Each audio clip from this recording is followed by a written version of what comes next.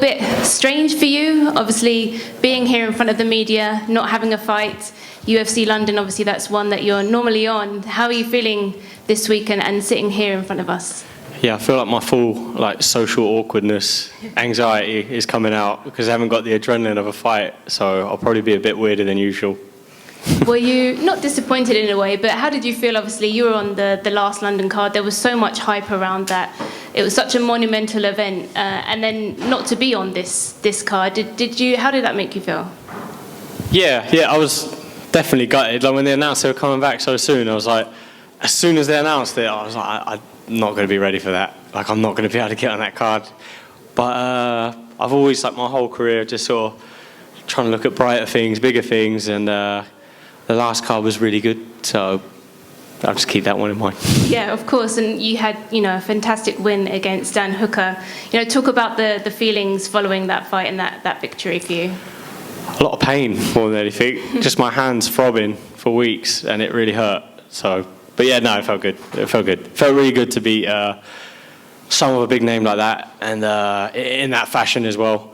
And I was told to take the back entrance today, and I went in the front entrance and went to Five Guys, and I literally stood there for about an hour taking pictures. I don't think that would happen before the fight, so that's a positive. Does that make you feel good? Did that give you extra confidence, knowing that you're doing the right things and, you're slowly making your way up through the division?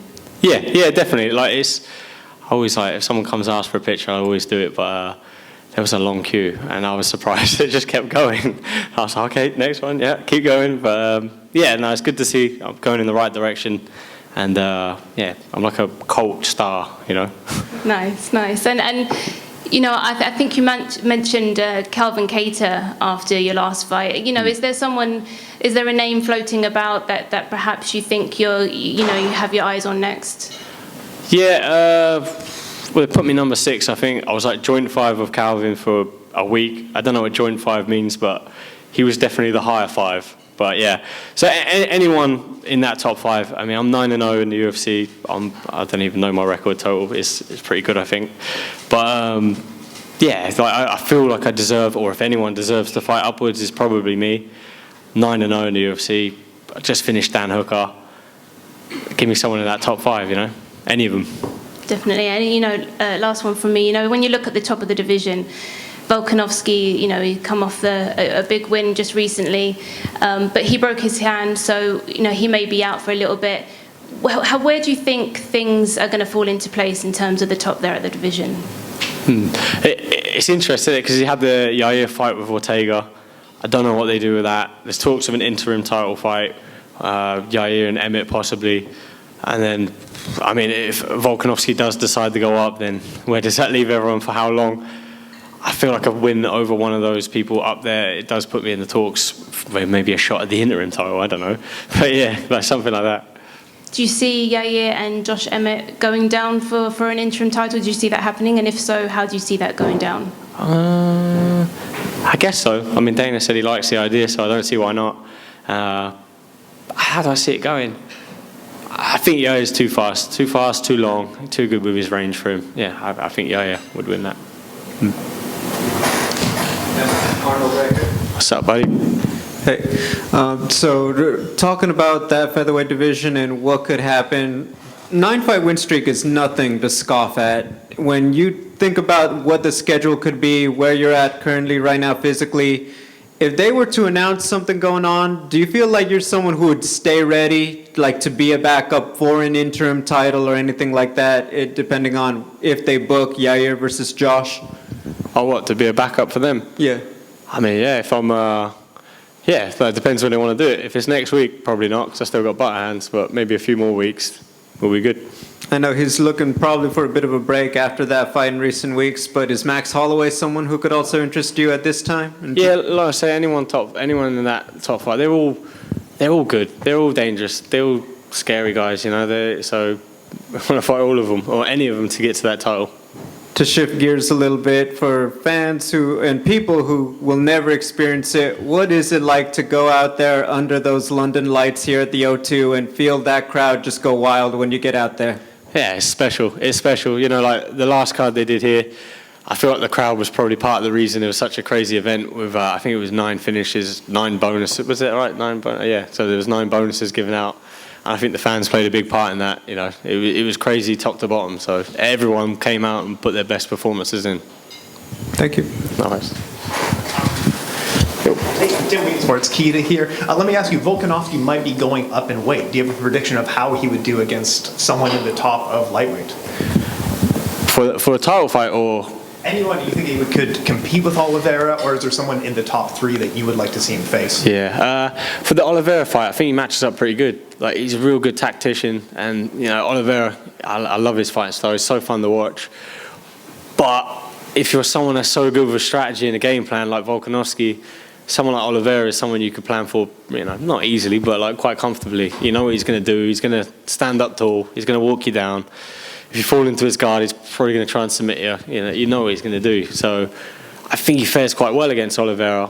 Say if Makhachev wins the fight, I don't think he fares too good in that fight. So, yeah. Different styles, right? And are you excited to attend the after party tonight with no pain in your hands? The pain's always there. I wish it wasn't, but it is. Just another one. I think you've been training at Team Renegade, right?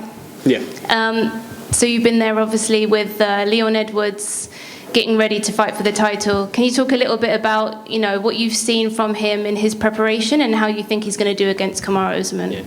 Yeah, I've been training at Renegade. I just see Jai Herbert got the win out there as well, so happy to see him bounce back and get the win. And guy's a great talent, so hopefully he can keep showing it. But so like I said, obviously everyone knows about my funny hands. I've been sort of easing back into sparring now. I'm wearing like a little funny splint thing in my wrist so I don't injure myself again.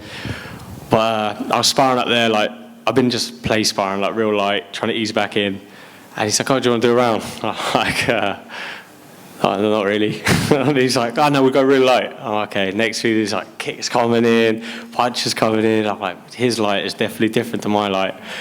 And from that experience, I think he looks really sharp. He's looking really good. I think he's in a good place, and I'm confident he's going to get the job done. How do you see it playing out? I think he's got the tools to finish. You know, he's a sharp striker. He's slick. Both of them have evolved since the last fight, but I think people are going to be surprised how much Leon's come on. You know, how much his game has stepped up. Even in the wrestling department, you know, he's not just a striker. He's slick everywhere. So I think he's going to do great. Okay.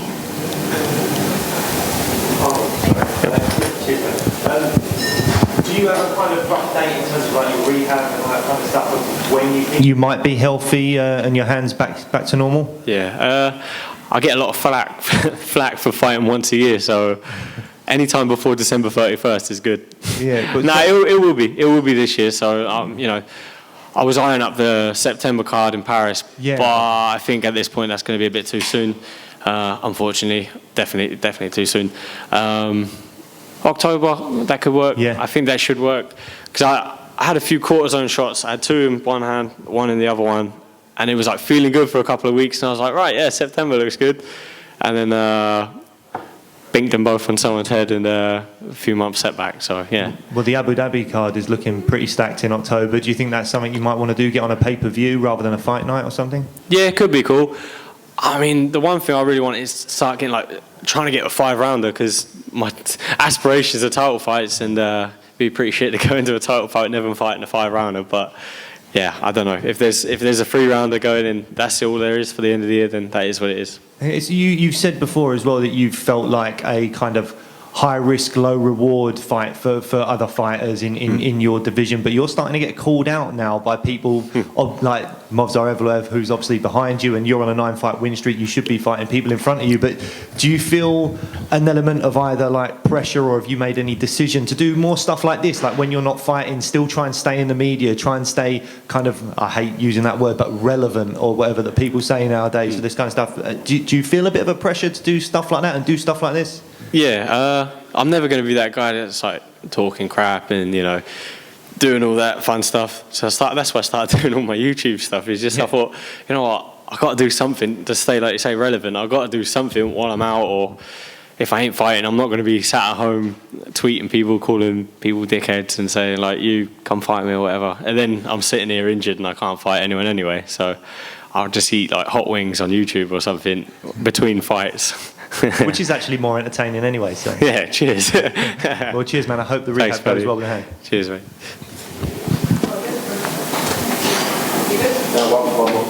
Arnold, you said you're training at Renegade at the moment. How important is it to get out your comfort zone and go and train with different gyms? And I know you want to have a small amount of people around you trust, but how important is it to get out there, out your comfort zone, and spar and train with different people? Yeah. Like there's this weird thing in like the MMA thing at the minute, and you have to be loyal, obviously, to your team, like your day one guys and whatnot. But then there comes a point where your own loyalty will like hinder you, you know. And if your team's loyal to you, they'll want you to seek out what's better for you, you know. So like traveling somewhere like that and training with all those guys, like you mentioned, like Leon Edwards, obviously Jai Herbert fought tonight. They've got a load of other killers on the mat there. Going out, I'm not used to training with those guys. I'm not used to their bodies and all that thing. And it's somewhere where I don't call home, so it means everything to go there and work with those guys, and you build your connections. You sort of, you know, your team grows. You know, it's essential for me. And what I like about your career is, obviously you would have had if they offered you a title shot 5 fights ago, you probably would have taken it, you know. But you've sort of done exactly similar to what Leon's done. You've had quite a lot of fights in the UFC now before getting the title shot. Do you think that's a good thing in a way, like you're having this build up before just getting chucked right into that title contendership? Yeah. I think it's been. Like I like fighting. I train hard all year. Like even if I'm injured, like if I've got one hand available, I'm hitting pads with one hand. I'm sparring with one hand. You know, if I can't do anything, I'm watching tape. So I'm always doing something training.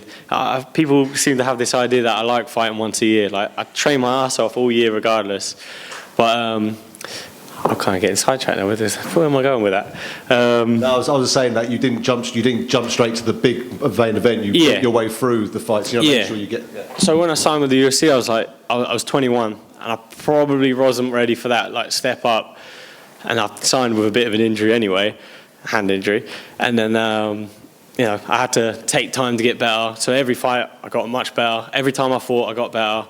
Like, but obviously there's guys that fight once a year, then in the off season they're just sort of out getting fat and partying and whatnot. Yeah, so I'm trying to improve every fight. So every time you see me, I'm a better guy from the last time, not just the same fighter over and over. Well, it was pretty special last time, so if it's going to be better than that next time, we'll look forward to it. Yeah, that was crap. Cheers, mate. Can I get one last one? Yeah. I just want to get your thoughts on Hamza and Nate. Yeah, I don't know. I feel like I'm going with like the general consensus. I don't like it, but Diaz is he's a bad man. You know, like he's gonna bring the fight. He's gonna try and win. Anyone who's watched him fight knows what he's about. He's probably not going to check any leg kicks. He's probably not going to defend any takedowns. He's probably not going to block any punches. But he's going to keep coming forward and he's going to fight. You know, if he gets finished, he gets finished. But you've got to respect it. And yeah, like, a lot of respect for him. Not too many people want to fight Hamza at the minute.